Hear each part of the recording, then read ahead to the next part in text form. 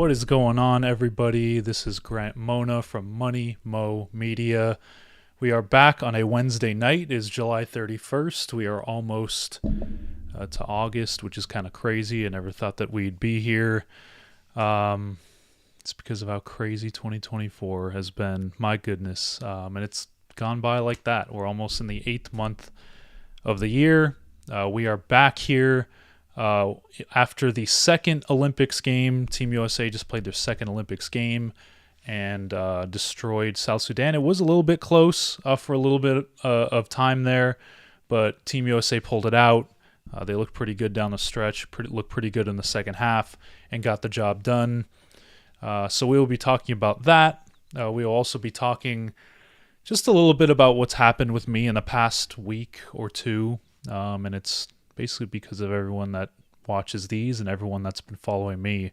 It's really not myself. It's all you guys. So it's not going to be a long live broadcast. We're not going to have a long live stream. I'm just going to go over a few things. Let me actually get the Team USA stats if I can. Look, I'm not even fully prepared for this. I just wanted to go live because I haven't in a long time. I even forget when the last time I went live was. I think it was last Thursday. Might have been last Thursday.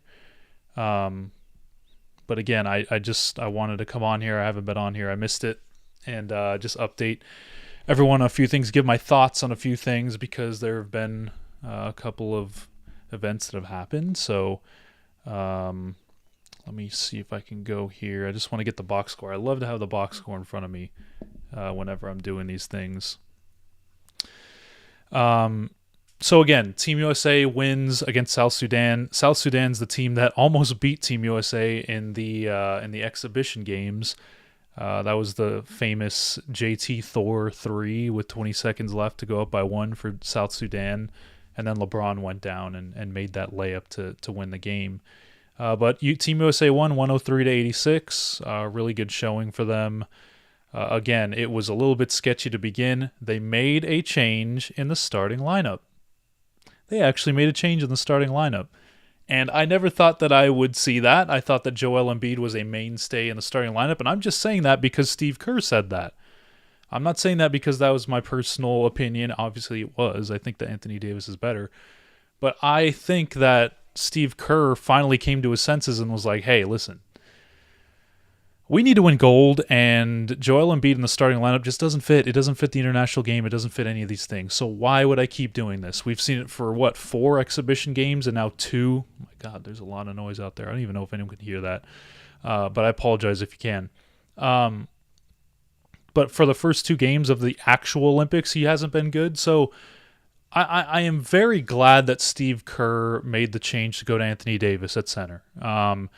And I think eventually, and I love Anthony Davis. I love his ability to switch 1 through 5. I love his ability to be versatile on offense as well. He's very athletic, a menace in the paint. I think better than Bam Adebayo. But I think eventually, Bam Adebayo might slide his way into that starting lineup. I really do.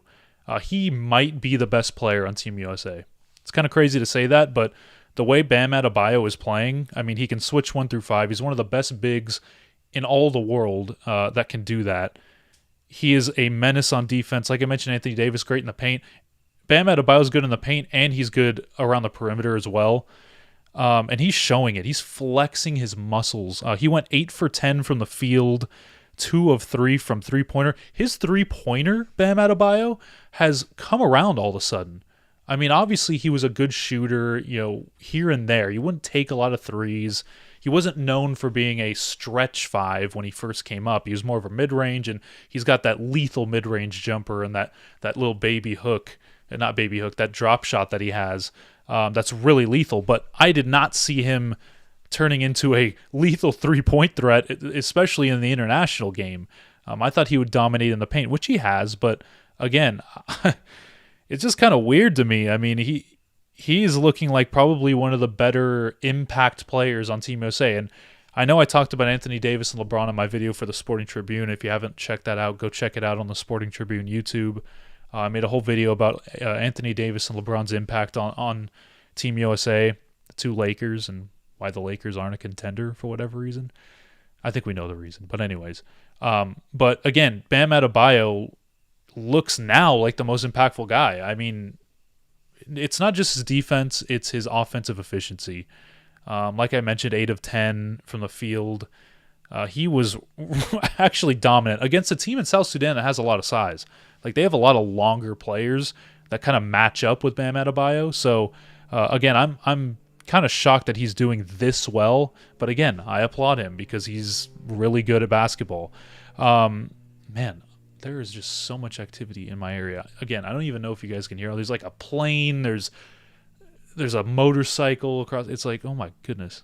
Active at 8:41 on the West Coast in Los Angeles. And Drew Holiday was good again. Drew Holiday is one of those guys that is just plug and play, much like Kevin Durant. I haven't spoken on this since it happened, but Kevin Durant is back, and he looks absolutely phenomenal. I mean, it's so plug and play with Kevin Durant, much like we saw with him on the Warriors. And I know everyone hated the Warriors and everyone was rooting against the Warriors. But if you look at how plug and play Kevin Durant was on that team, I mean, he's doing the exact same thing on this Team USA roster. He went 2 of 5. Didn't have that great of a game offensively. But what I'm seeing from this USA basketball team, and I know they've only played Serbia, and I know they've only played South Sudan. They haven't played Germany yet. They haven't played Australia yet. They haven't played Canada yet. They haven't played France yet. Team USA is going to the quarterfinals. But what I have seen from the team that I did not see in the exhibition games is defensive intensity. These guys are getting after it on the defensive end.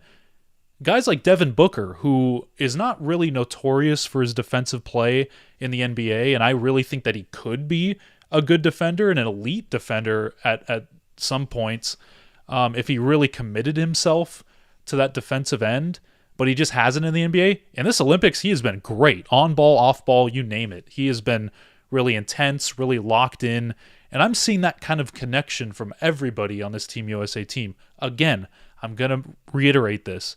They've only played 2 games, and they're on to the quarterfinals where now the competition's going to start getting a little bit better. Am I saying that they're not going to win gold? No. But I'm just saying, once we start getting to play these better teams, they're going to play Puerto Rico, I think, on Friday, and that's the last of their exhibition games. Oh, exhibition games. They're group play games, I call them, but they're technically exhibition because I expect them to win these games in their group. They're probably in the weakest group out of all of them. So, but again, they're going to start playing better competition. They're going to start playing guys with more NBA talent, teams with a more complete roster, better size. And France has gotten away with a lot of things. They should have lost to Japan, but they got a lot of home cooking because it is Paris, it is France. They're playing in Paris. They're getting a lot of home cooking there. I'm not saying that they don't deserve some of these wins. I'm just saying some of it's a little bit iffy. Some of those calls down the stretch of that Japan-France game were a little bit iffy. But if I'm looking up and down this roster, like I'm loving what I'm seeing from a almost 40-year-old LeBron James. He played a little over 20 minutes. He's playing high minutes. I didn't really expect that LeBron James was going to play this many minutes so far. Even in the exhibition games, he was playing until like some of the last seconds, which is really weird. I think they should kind of limit that. Steph Curry, I don't know if this is a story yet. I'm not going to say it is because it's Steph freaking Curry, and he could have a 1 for 80 game and then come back the next day and be like 20 of 21. That's how good of a basketball player Steph Curry is. But he went 1 of 9 against South Sudan. He had, 1 point? Did he have 1 point? I don't know why this doesn't have points. I'm on the actual Team USA page and it doesn't even have their points. But I'm not really worried about Steph Curry. I'm really not, because he's that type of shooter to where, like I mentioned, he can be very cold some days and then he can be very, very hot other ones. So I'm not worried about Steph Curry and his 1 for 9. People are clowning him, whatever. The biggest story I feel like is Joel Embiid. Joel Embiid was finally benched. He played a total of 0 minutes. 0 minutes is what Joel Embiid played. And while I was saying that his starting role should be taken away. Well, I said that his game doesn't really fit the international game. I said all those things. I did not expect him to get 0. Now, I'm going to bring a little bit of context here because Jason Tatum also didn't play in the first game. He had 0 minutes.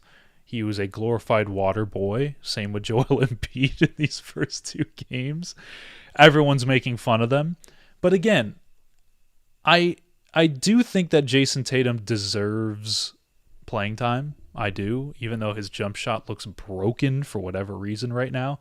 And granted, it always looks broken and the shots just go in. That's just the way he shoots. People make fun of that too. But I expect this to happen. I'm just going to say that because you have like I've called this many times, this is the basketball Avengers. So obviously you're bound to have guys not get any playing time. And Jason Tatum didn't get playing time in the first game. Joel Embiid didn't. There are some guys that their games just don't translate to the international play. That they just don't translate to the Olympic Games. And that's fine. That's what's going to happen when you have the basketball Avengers. Guys aren't going to play. So, of course, you're going to have LeBron play. Of course, you're going to have Steph play. Of course, you're going to have the veteran guys play. Drew Holiday's a 2-time champion. He's already a gold medalist. You're going to have those guys play. But Joel Embiid, I mean, there was talk about him not even being on Team USA because of his background. Obviously, he is, so we have to root him on. But I just didn't see a fit with this team. That's okay. That's okay to not fit in and just kind of be called when your name is called. So, I'm not going to put a lot of thought into this. I'm not going to condemn Joel Embiid because he's not getting playing time. He's still a fantastic basketball player. Joel Embiid is one of the better talents in all of our game. He's just not fitting in with this team, and that's okay. He's still going to get a gold medal, which I assume they're going to get. Again, I keep saying this, but I've seen crazier things happen in today's NBA. So those are the 2 things about Team USA that I've noticed so far. Again, Jason Tatum's jump shot, it's looking kind of... He shot one off the backboard today from the corner, which is like... I've never seen him do that in the NBA. So I don't know if it's nerves. I don't know if it's jitters. I don't know if he's nursing an injury, but... My goodness. Another guy that I want to talk about is Devin Booker. Devin Booker looks fantastic. He looks like that 2-way star that I thought he could be. He's never really adapted into being that defensive guy, but I think that now, when he's surrounded by a bunch of defensive mentality coaches, guys that want him to be great on defense, guys that are pushing him around him to be a good defender, we're seeing how good Devin Booker really is and how good he can be. And, Clipper fans that are watching this are going to be like, why are you praising Devin Booker? Listen, Paul George is off my team. That doesn't mean I like the Suns, but I love basketball and I'm pointing at a basketball team. This is Team USA. This is the country that I am in. I am rooting for the country to win. So I'm going to give credit where it's due, no matter what the team is. So Devin Booker, his defensive intensity, the way he's shuffling his feet, the way he's guarding perimeter guys, the way he's playing on ball, really getting into guys and using his physicality. And obviously he's not a huge guy, but he's still strong for his size. He's a shooting guard. And he's really playing very good on the defensive end, and I really love it. So the starting 5 that they went with, it was Devin Booker, Anthony Davis, Jason Tatum, LeBron, and Steph. That's in no, obviously, 1 through 5 order, but it was a completely different starting 5. Now, a lot of people think that Steve Kerr took the... I forgot what people were saying. I talked to your parents after the game and you're going to get a start next game talk. Which I'm sure every athlete that is probably going to watch this understands. I think their parents have done the same thing for them when they were playing ball. It's like you didn't play at all, and the coaches talk with the parents after the game like, hey, my kid, he put a lot into this. You should probably play him. And the coach is like, you know what, you're right. He's done a lot. We'll give him the start out of courtesy next game. People are making fun of it, because that's kind of what they did for Jason Tatum. It was just like 0 minutes to starting, and it's the Olympics. It's not even the exhibition games. This is the real deal. So it's been really, it's been a really weird summer. You had Kawhi leave. You had Kawhi look good, and he got a workout in at USC. Like the actual USC head coach mentioned that, hey, here's a picture of me and Kawhi because he got a workout in. So usually players work out when they're healthy. That's just from experience. Usually players work out when they're healthy. So if Kawhi is working out at USC and he worked out for Team USA and he was at all the practices and he showed up, doesn't that tell you or tell me that he is healthy? That he was ready to play? I don't know what kind of shady stuff is going on with Grant Hill and Jaylen Brown and Kawhi Leonard, but maybe it's due to the Nike thing. Maybe it's not. I'm just putting things out there. I'm trying to have the viewers connect the dots and not me. I'm just throwing things out there. I'm observing, as people like to say. So, the Kawhi Leonard situation, we had that. The Kevin Durant situation, the Jaylen Brown situation, all exhibition games. All the practices, that's all the talk. Oh, Jason Tatum, why isn't your teammate Jaylen Brown here? Derek White, why did you get picked over Jaylen Brown? It's just such a weird vibe in this year's Olympics for whatever reason. And when you have a team like this, it really doesn't matter because you have so much talent. But with the Kawhi thing and the Jaylen Brown thing and this Embiid thing and this Jason Tatum no minutes thing, I mean, it's been a weird set of things that have happened over the past month or so. So, again, I expect Team USA to win gold. I expect them to blow out a few more teams. I expect them to blow out Puerto Rico at least. But I think they're going to get some challenges. I really do. Once they get to the quarterfinals, once they get to these games where they're going to be playing the teams from the other groups, like I mentioned, Germany, Spain, if they advance, Canada, France, all these teams, it's not going to be easy. They will win. I think they'll win, but it's not going to be easy. They're going to be great basketball games, so I encourage people to go tune in. I mean, these are going to be really fun games. But in any regard, I am not concerned about Steph Curry. I am not concerned about Joel Embiid because, even if you use him as a depth piece, like, that's fine. I don't even mind him being used as a depth piece.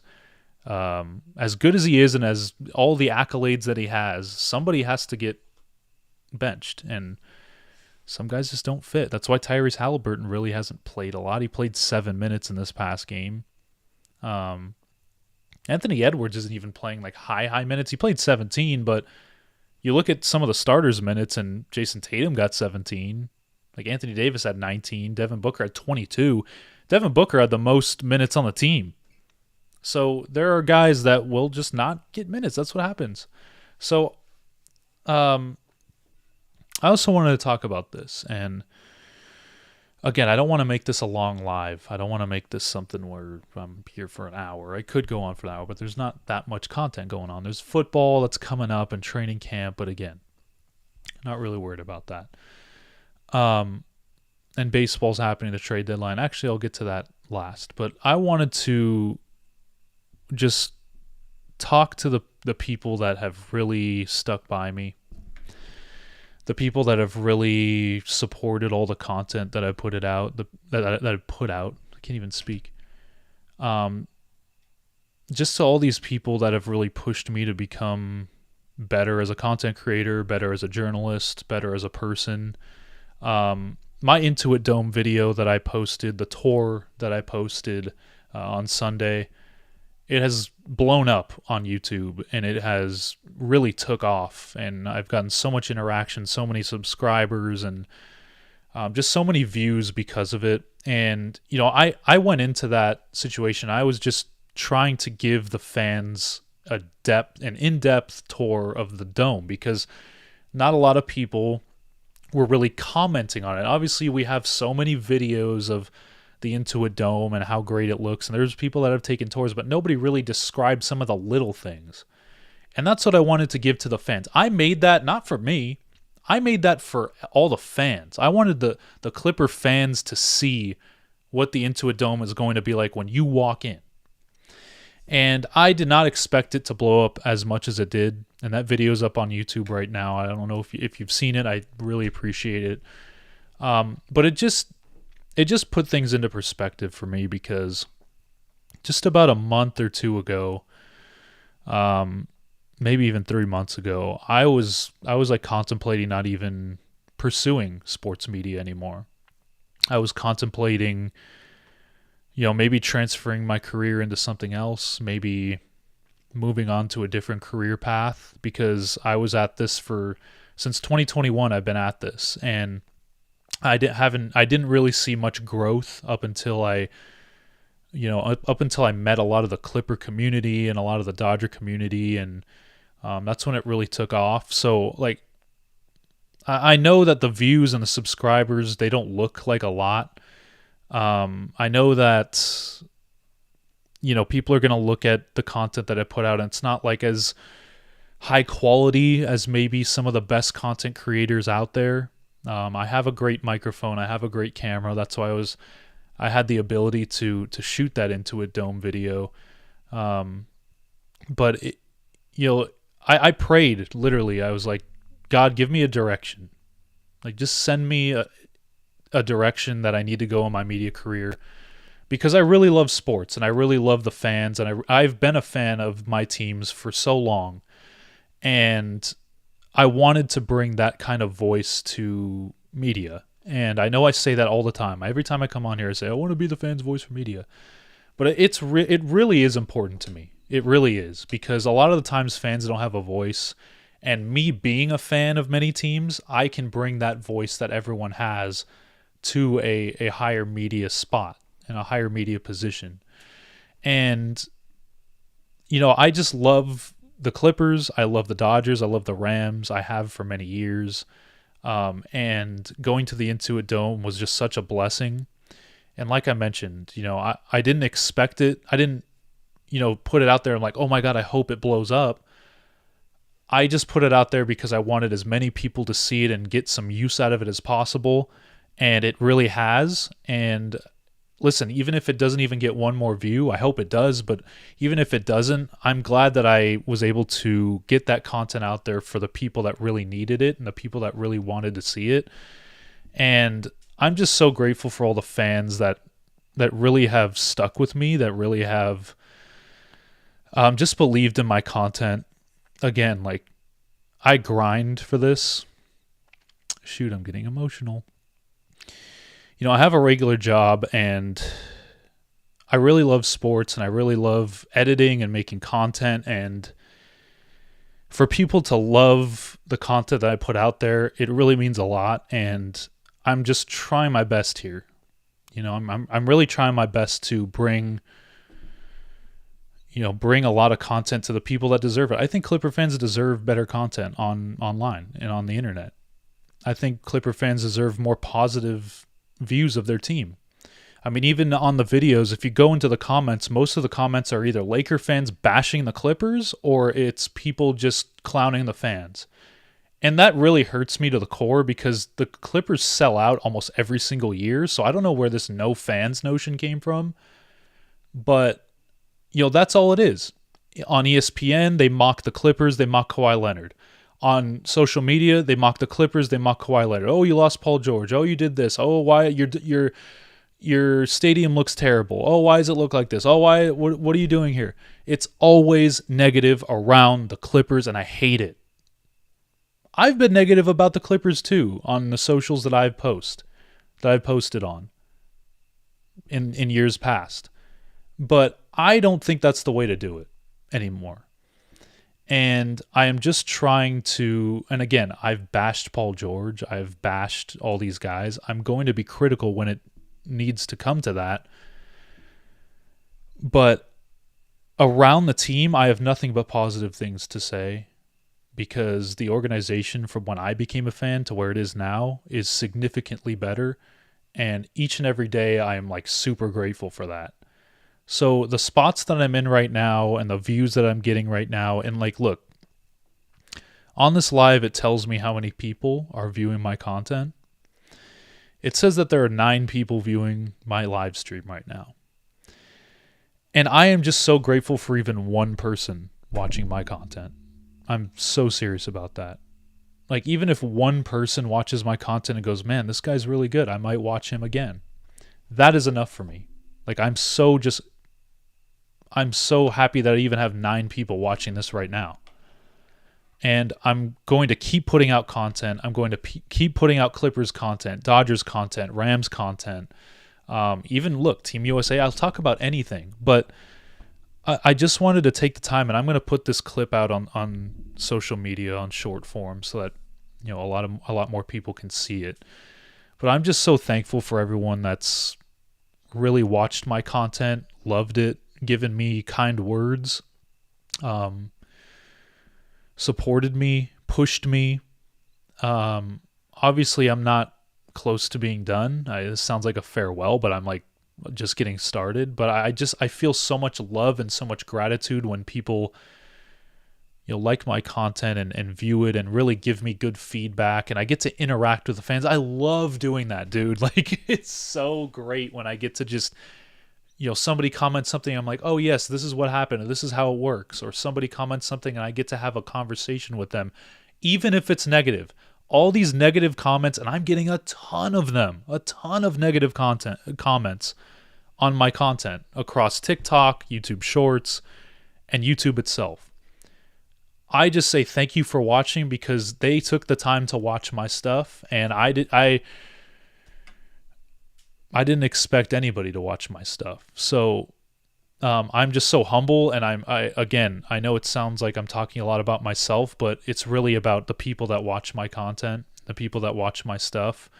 I just want to give as much great content to everyone about the local LA sports fan community from all my teams as I possibly can. So, Richard, thank you for tuning in. Like, stuff like this, man, I really appreciate it, Richard. Like, I'm serious.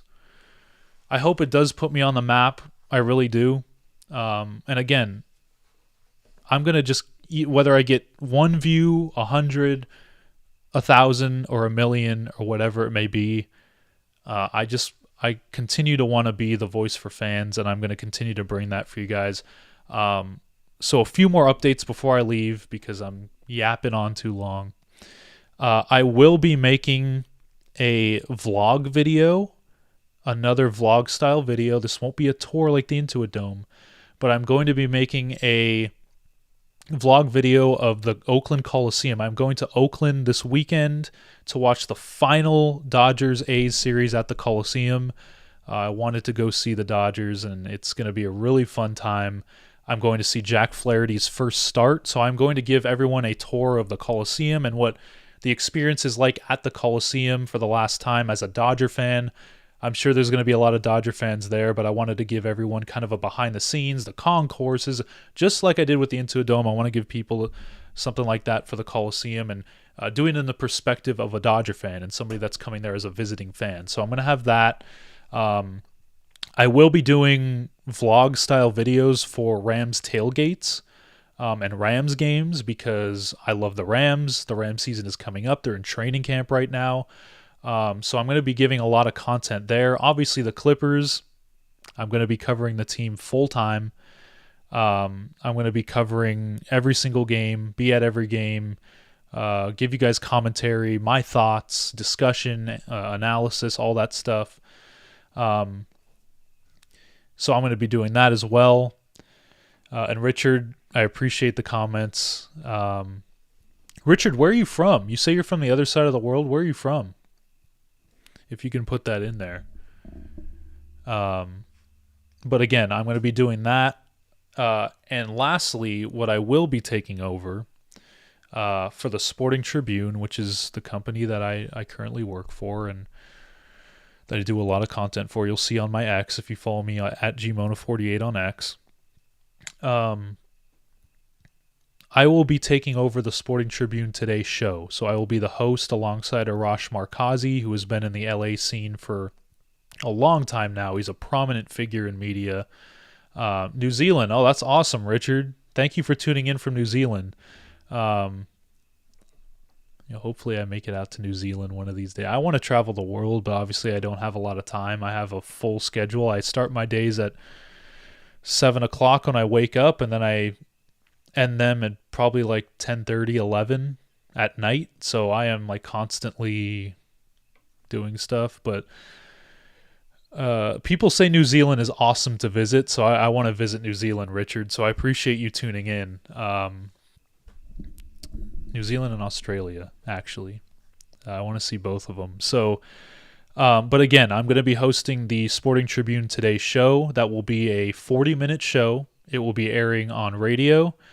It will be also as a show on YouTube, just like I'm doing here, on X, on YouTube, on Twitch, I believe.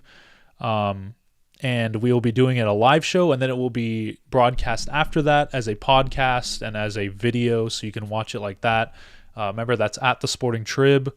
It's the Sporting Tribune pages on all socials. So I will be hosting along with Arash Markazi. We're going to be talking about the Dodgers. We're going to be talking about the Rams, all of our local teams in Vegas and Hawaii and LA. It's going to be so much fun, and I'm so excited to host that with Arash Markazi. We're going to have a really good time. It's going to be a fun, engaging experience. We're going to bring people on. Again, I'm still going to be doing these, so this is not going away. I'm still going to be doing this content on Money Mo Media for all the stuff that I talk to everyone about, but I will also be hosting the Sporting Tribune Today, so I'm pretty excited about that as well. That's going to be really fun. And thanks, Richard. I'm going to try to get there. So I need to make some time, but again, traveling the world is a big thing that I want to do. So maybe you push New Zealand up a little bit on where I want to go, like in terms of the list, in terms of the hierarchy, with you supporting the channel. I appreciate that. But again, just some updates, some real gratitude from the people that have stuck with me, like people that watched me 2 years ago, last year, 2 months ago, 1 month ago, yesterday. Just for all the love that I've been shown and that I've seen on X, on TikTok, on YouTube with my video, and all my shorts and everything. I'm just so grateful, and I thank everyone so much for everything, literally everything. It's just going to push me to be a better creator and a better person. I really, really do believe that. So I'm going to hop off because I have to go do a radio show. It's for the Sporting Tribune. Again, that show starts next week, but we still have to do some radio. So I'm going to hop off for now. Thanks to everyone that tuned in, whether it was one person or 9 people or 15. I appreciate every single person. And Richard, you are the best. I have no idea what time it is in New Zealand, but you have a great day or night or evening or whatever it is. Hopefully you tune in the next live I'll have. I'm not sure when the next live will be because if you guys remember, I'm going to Oakland this weekend. So I may have one before then. I may not. Not a lot of Clipper news, so I can't really bring you much there. The Dodgers, they had a pretty decent trade deadline, but they are in a downfall right now. They just got swept by the San Diego Padres, and vibes are at an all-time low, so I'd rather not talk about that. But again, Team USA is doing great. Again, I'm so grateful for everyone, and we will be back soon. This is Grant Mona, as always, from Money Mo Media. Make sure you check out all my short-form stuff at Money Mo Media TV on TikTok, at Money Mo Media on YouTube, as you guys are watching. And again, I'm going to have content coming out weekly, daily, as a matter of fact. And I will see you guys soon. Thank you guys so much. Richard, have a great evening. I see that it's 4:09. So have a great evening. Have a great night, man.